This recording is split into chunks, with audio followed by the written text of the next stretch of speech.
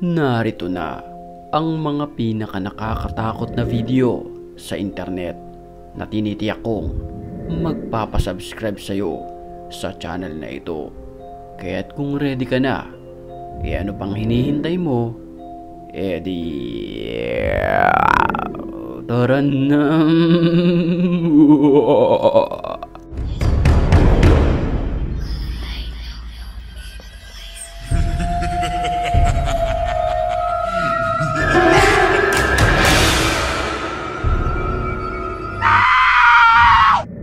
Isang hindi maipaliwanag na nilalang ang kanilang na-encounter sa sementeryong ito matapos silang mag-explore dito.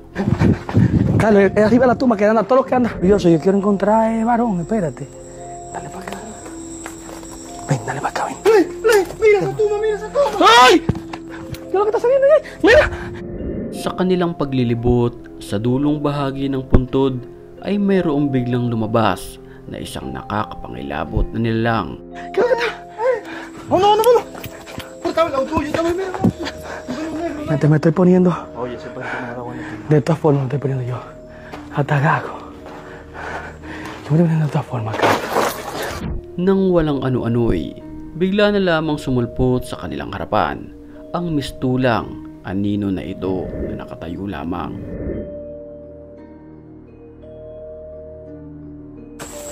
Ay! Palipat-lipat ng pwesto ang nilalang hanggang maisipan na lamang nila na umalis sa lugar.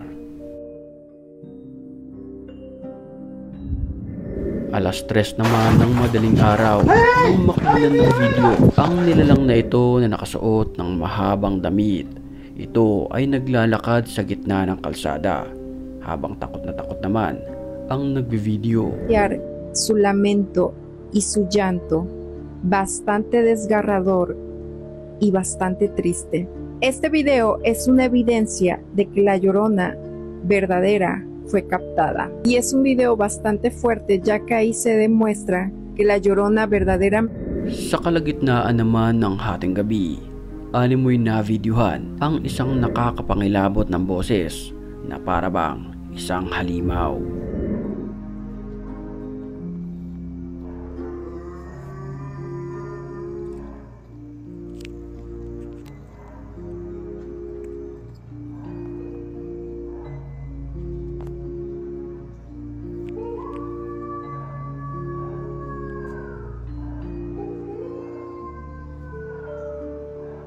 Maririnig sa video ang mga tahulan ng mga aso, pero ang nakakapangilabot dito, wala ni isang nilalang ang nasa kalsada sa mga pagkakataong iyon.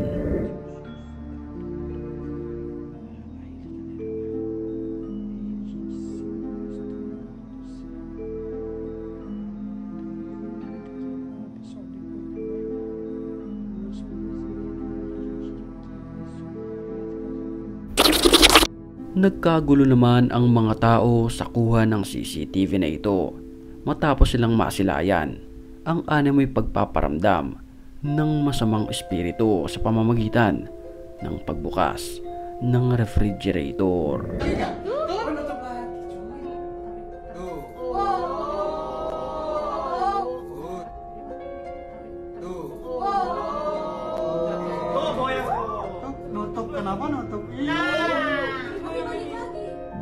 Makikita sa video na kusang bumukas at bigla na lamang nahulog ang nasa loob.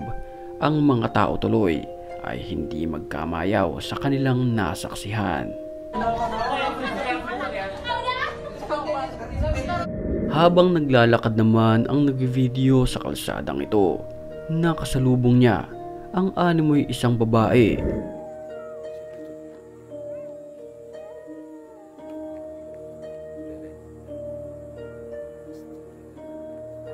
Ang nakakapangilabot dito, ang kanyang itsura ay mistulang blanco. Mapapansin din na ang kanyang paglalakad ay nakabaliktad, senyales na hindi ito normal na nilalang.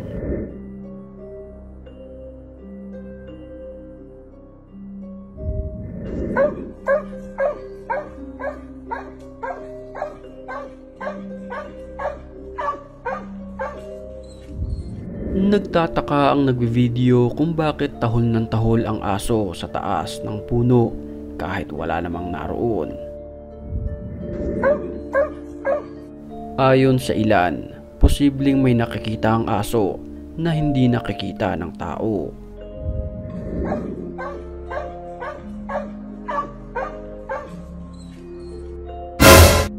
Nakakapangilabot naman ang nakuhanan ng CCTV na ito sa isang kalsada.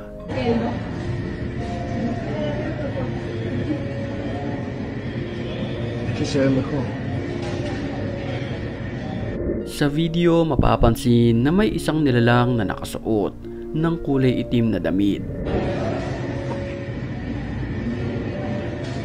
Ilang sandali lamang ay sinindihan nito ang kanyang sarili.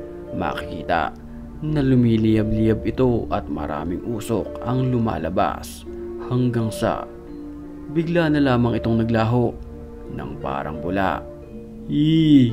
Creepy. Si alguien puede ver que se va, no se va. Y ahí entramos. Ahí se ve como una calavera. Aparece, ajá. Y desapareció. Desapareció. Habang kinukunan naman ang sasakyan na ito sa harapan nang walang ano-ano'y, bigla na lamang may lumitaw sa likurang bahagi ng sasakyan.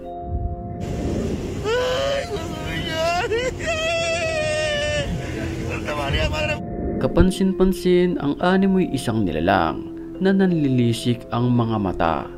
Bigla na lamang napahinto ang video dahil sa sobrang takot ng mga nakasaksi rito.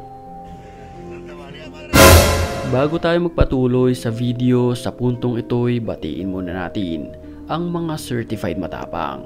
At kung gusto mo rin mapabilang sa kanila, mag-comment ka lang.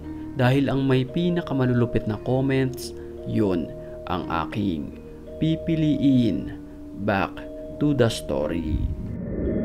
Nakakapangilabot naman ang videong ito matapos makunan ang isang nilalang sa ilalim ng kuwebang ito na tila kumikinang-kinang, mas makinang pa sa araw.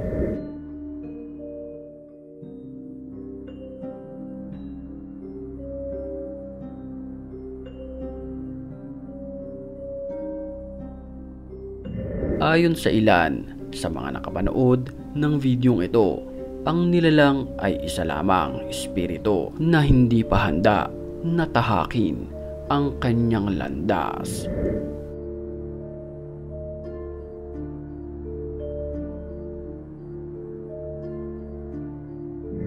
Ikaw, naniniwala ka ba na mayroon talagang espiritu ang isang tao? I-comment mo na lamang ang iyong opinion sa comment section at pag-usapan natin.